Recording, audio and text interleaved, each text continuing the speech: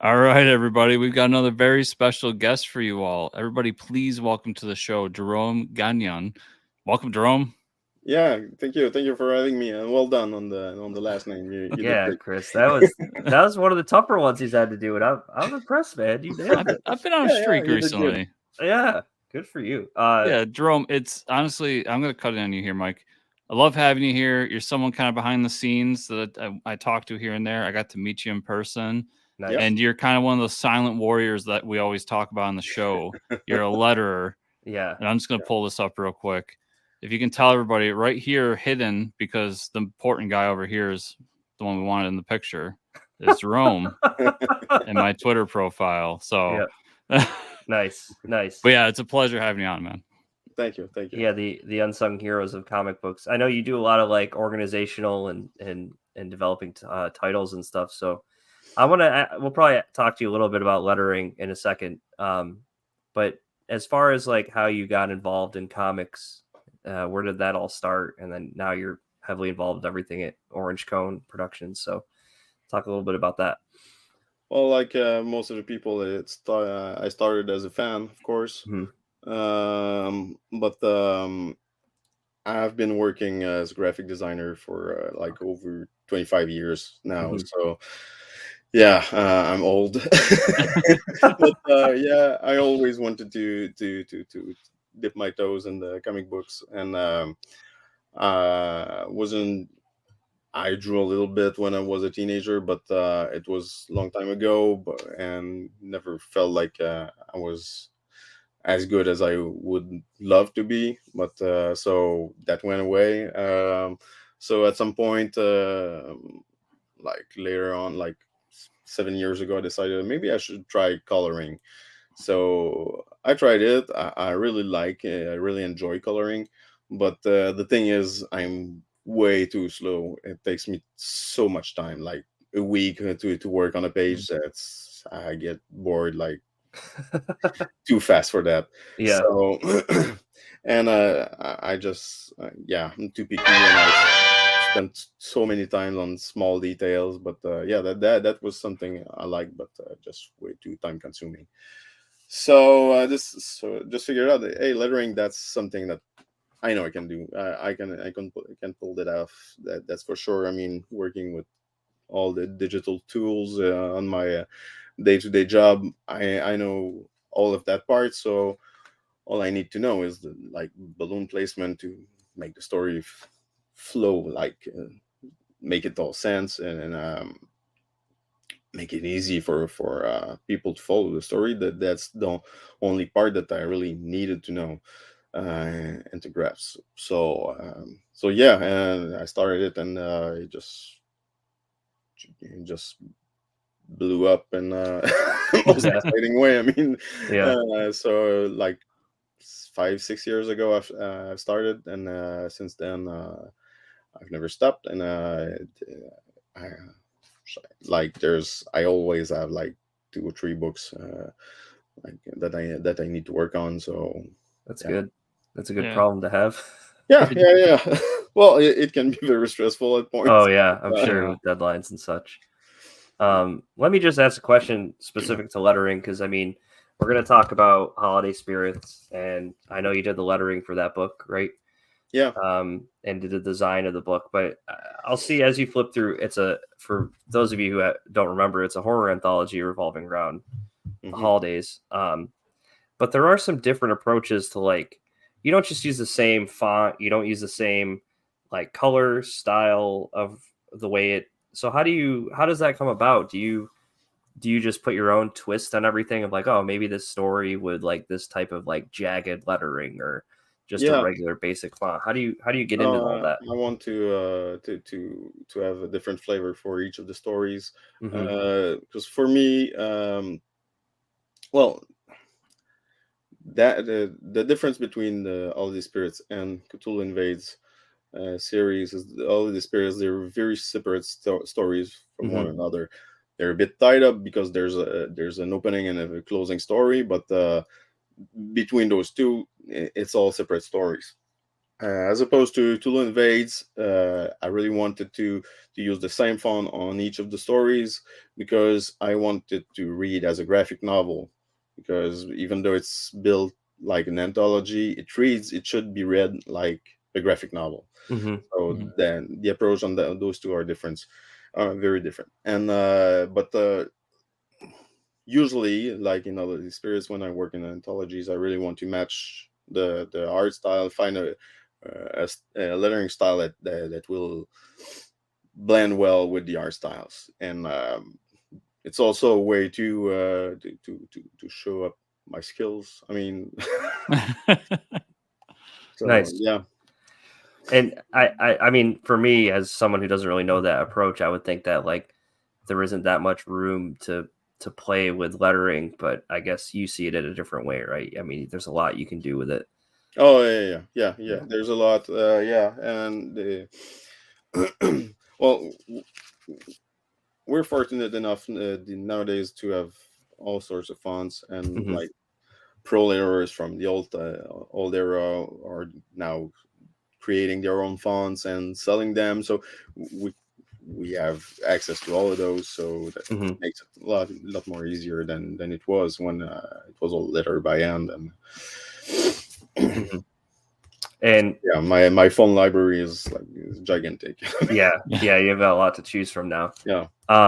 So I guess let's talk about holiday spirits, and I do want to talk about how you did design the logo, right? So that's another thing I've spoken to some letterers about too. Is like you can design logos. So this one in particular happens to have like mistletoe and blood dripping down from the spirits here, Yeah. which is pretty awesome. So I do want to give you a shout out for that because Thanks. with the red it pops early on the cover. So I thought the logo design was really cool there. Um, so how did you get about designing this book? Was this like an idea that you had that you kind of like orchestrated everything, or?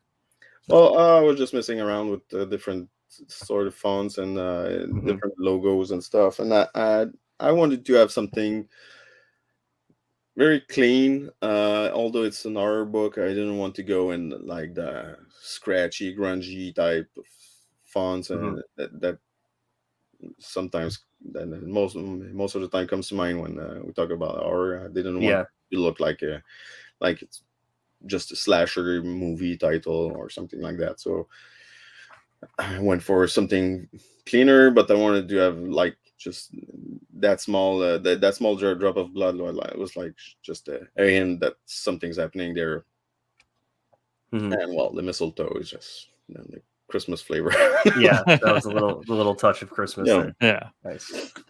Yeah. And And yeah, for early spirits, the big difference actually for that book is that that's a book that I've come up with the idea of created that one Hmm. uh, while working on Cthulhu Invades.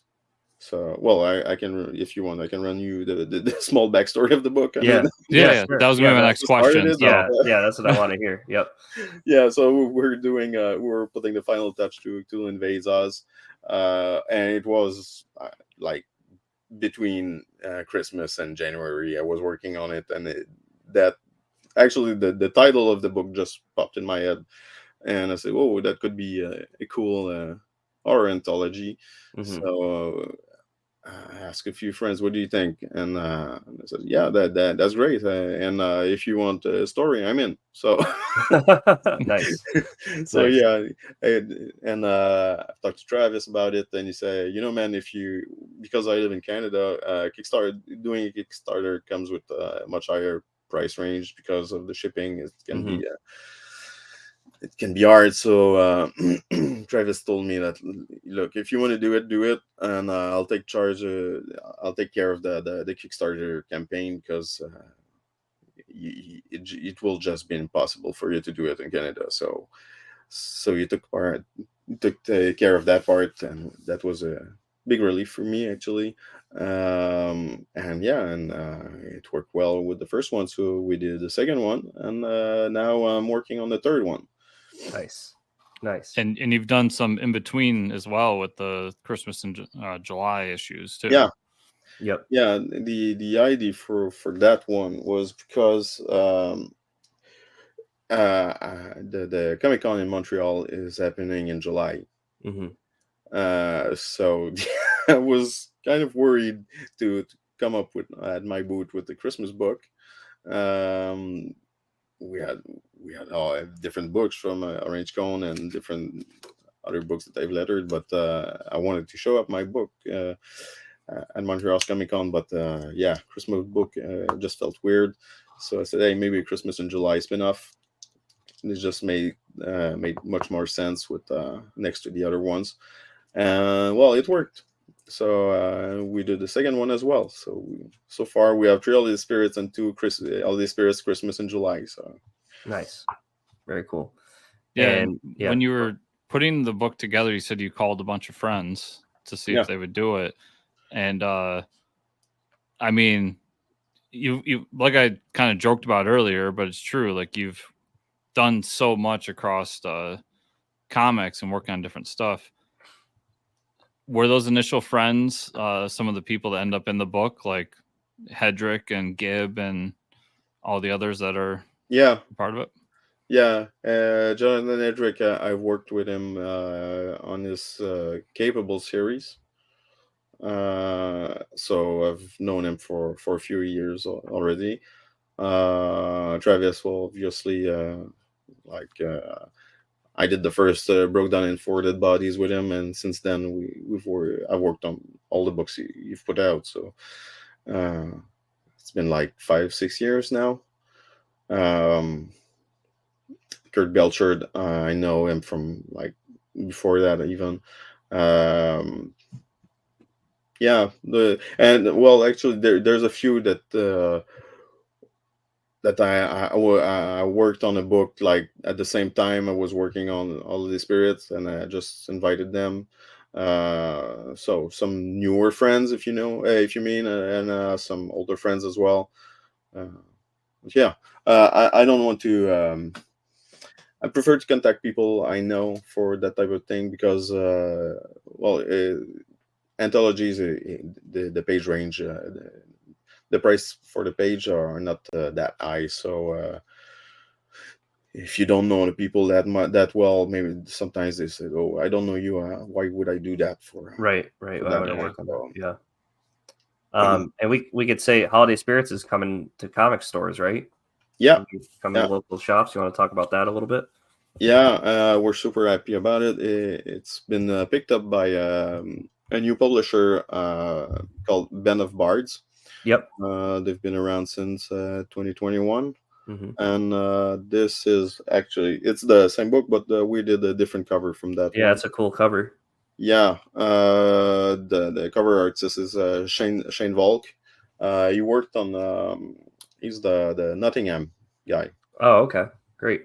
So he did. Oh, that's why it looks so familiar to me. Yeah. Yep. He does all the series, that series, the covers and everything. So yeah, he's a tremendous artist, and it is very nice guy to work with as well. Super easygoing. And you can order it. Chris has got it pulled up right now. You can, that nice cover you can order through previews. Yeah, it's also coming out in December, right? The pre-order for the comic shops or the pre-order is over now. Mm-hmm. But if your comic shop ordered it, well, you'll be able to pick it up there. If not, I think you will be able to order it through the Ben of Bar store. Okay, great. Their website. Yeah, I think final order cutoff hasn't hit it quite yet because you can still order it on the previews pull box app. Okay. So, but that's today as we're talking. That could change in the next couple of days when this releases.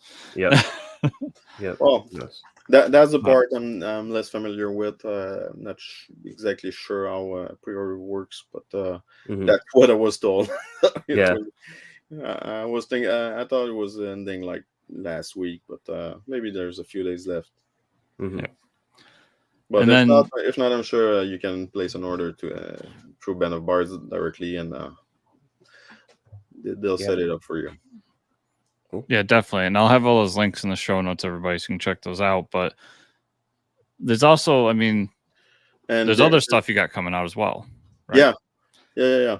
Well, the All the Spirits 3, the campaign should be going on like in a few weeks, Oh, great. like mid-November probably, Cool. or like end of November. But before that, we will be launching Granite State Punk, the Coven, Oh, cool. which is the third issue. Nice. And we should have launched by now. We wanted to launch like last week, but or the on the 21. Yeah, was supposed to launch on the 21. But well, there were some covers missing, I think.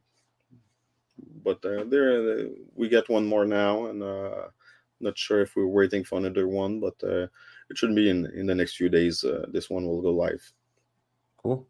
Yeah, I think everybody knows my feelings on Granite State Punk, so I'm looking Yep. forward to that. Yeah, me too. Yeah, not a fan, right? Yeah. there might be a page right behind my head. Yeah. And yeah, the book's almost done. I think Patrick has done all the art so far, and he's grinding on the last pages to color. So, and I've lettered like the first 13 pages, I think. Well, we still need to make some edits, but yeah, Cool. yes, we're pretty far in. So that book should be a nice quick turnaround. Yeah, totally. Yeah. And then you also have some stuff that's not with Mr. Gibb. I mean, you got to keep your options open if that dude doesn't go anywhere. Yeah. Dead Kingdom. I know this is a book I've been like looking at for a while, and now that I see Volume 1's coming to trade soon, which I believe you did the letters for. Yeah. And then Volume 2, Issue 1 will be out around the same time.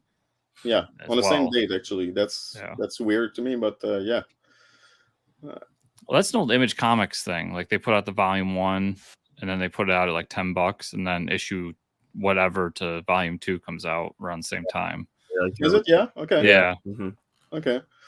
Well, I never noticed that, but I was thinking that they would put the book out, the trade out, and like a month after, like the next issue. But well, it is what it is. I mean, as long as the book is coming out, I'm happy for it. I'll be happy to go and pick it up myself on the comic shelf.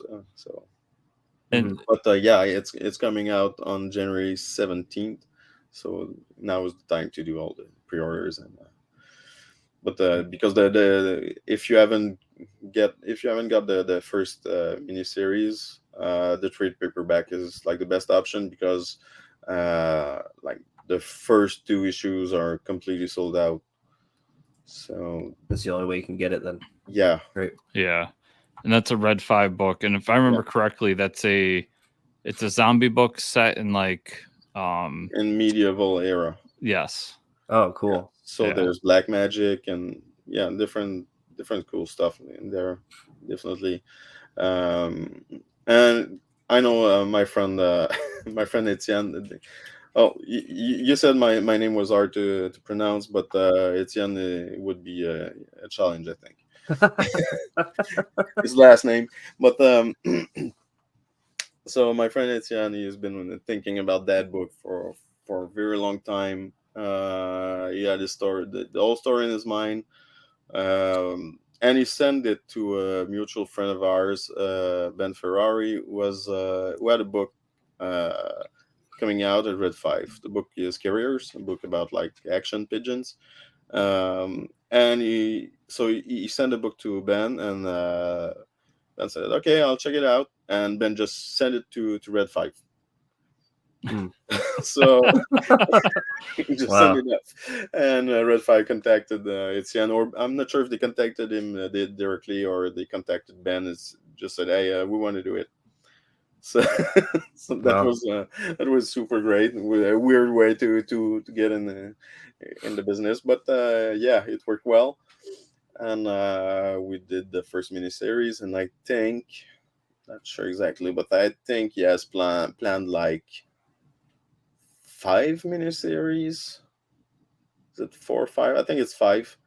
So like, and he's already working on the third one. So the volume 2, it's all done. It's all in the hands of Red 5 at the moment. So just waiting for it to release. Yeah. Oh, that's great to hear. That means no delays. No, I mean, if there's any delay, it can happen. But if there's any delay, Yeah. it's probably like the Diamond or something, because they sent all the book to print at the same time. So it should be all done. And I know from experience, Diamond has delays. Yeah. Well, the first mini series, they delayed the first issue like 4 or 5 times. Yeah, it was a lot.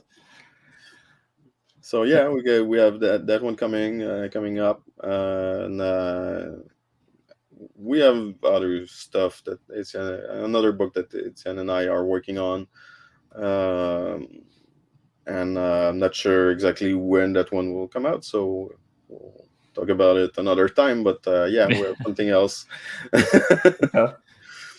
But something you probably can talk about, because I'm pretty sure it comes out next month, is you were asked to do the Assassin's Creed book as well. Yeah. Oh, yeah. How did that come about? Yeah, I guess I never heard the story there. Yeah. Yeah. Well, that one. When I heard the story, how I came up in that book, or yeah, how you got okay, how you got the gig. Yeah. Well, there's a comic book studio in Montreal called Lunac, and they are located like straight behind Ubisoft, which is a huge game designer. Yeah. And they do some stuff, some comic book related stuff for them. And last Comic-Con, the thing is, I don't know many people in Montreal in the comic book business. So most of the people I know are in Florida, like Travis, Jonathan, and all that crew. So in Montreal, I don't have that many contacts. So I decided to I looked at the people at the Comic-Con, and I saw that Lunac was there. I said, oh, I should go on and give them a card just in case. And they contacted me. At first, it was they wanted to meet me, so I came to their office, and they asked me if I was able to do lettering, but in different languages. So I said, okay. Like, what do you mean? Like 6 or 7 different languages? Is that something that you'd be up for? Yeah. Okay, that can be a challenge. So they offered me to do at first lettering for a mobile game for Rainbow Six. Oh, okay. So there's those cinematic elements in a video game, but on the mobile there's some comic book strips. Okay. And they do it in 13 languages, I think, and they asked me to do it in like 7 of them. So I did that. Do you speak 7 languages, Jerome? No, I don't. Oh. I don't, but yeah, I can. I speak French, of course. Yep. I knew you spoke French, but I'm like 7. I'm like, this is 7's a lot. The comic industry, man. What the hell? But I can figure out Spanish and Italian and Spanish. Yeah, I can figure it out a little bit.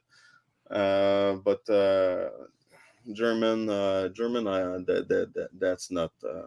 I don't know it, but well, it's not that hard. I mean, all you need to know is just.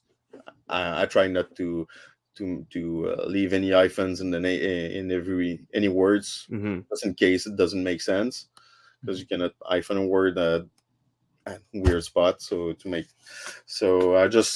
there's just no hyphens in the books in those strips. Right. I'm very careful with that. But they do some weird ones like in Korean and Japanese and Russian. So I haven't done those. But yeah, apparently there's a trick to know where to cut the words. And well, anyways, so after the first round for Rainbow Six, they asked me if I wanted to do Assassin's Creed. I said, sure, come on. Nice. Yeah. Of course I want. And but that book actually was supposed to be a big hardcover anthology released through Kickstarter. They launched a campaign like earlier on in 2023, but well, I think the campaign wasn't successful. I think the goal was too high, probably, for the amount of talent that's in there. I mean, the goal had to be pretty high. But they decided to go a different route and release it in small issues. So the art is all done, and they just when it's close to publishing time, they just send me the pages. I've lettered the first one. They told me that I should be lettering it's a 4-issue miniseries. They told me I should be lettering the other 3, but that's so far I haven't got those yet. Okay. But Awesome. they keep sending me different stuff for Rainbow Six. So, Nice. Very awesome. Cool. So yeah, I'm busy. They also do a Rainbow Six web series. I think there are different chapters they put on the web, like a comic book, but they don't have the publishing rights for Rainbow Six, so they do it on mobile apps and on web series. So cool. That's awesome. Yeah. So yeah, lots of things with Rainbow Six and Assassin's Creed. So then that's pretty cool. Yeah, that's really cool. So let me ask you, through all of this, when do you go outdoors? Yeah, well, that's a good one. No, actually, I go. I try to go out as many times as I can. Yeah, I need to walk out the dog every morning and every night. And yeah, actually, on top of that, I was coaching my girls on their baseball team this year. So nice. So there you go. So that's a way to make it sure that I leave the house sometimes. Maybe the better question is when do you sleep? But yeah, we won't get into that. Right. That's funny. Yeah, that's probably the thing that that I do less in the way. Awesome. Well, who needs sleep anyways? Yeah, right. Sleep Just read more dead. comics. Yep. Read more comics. Jerome, awesome. I mean, I'm really excited for the next Holiday Spirits. I think it's really cool that it's coming out in comic shops, and I think that's really great for you that you get to reach a wider audience, I would say now. So really happy for you. Thanks for being on the show. And if you have anywhere you want to send the listeners or our followers, do you have a website or just a Twitter that you want to send them to? Sure. I mean, I'll just update my name. There you go. Oh yeah, you could put it right in the. Yeah. That would be that's my Twitter handle. Okay. So yeah, you can follow me there. That's I've posted most of my comic book stuff on Twitter. More than Facebook or. Yeah, I would say. I always say I should do more Instagram stuff, but I feel it takes more time. Yeah, for sure. Dropping those images and the hashtags. It's much time for all that social media. But JBoy495, everybody. Yeah. So. Yeah. Awesome. And to everybody out there watching and listening, I'll have links in the show notes to to the things we talked about, at least that Jerome's got going on.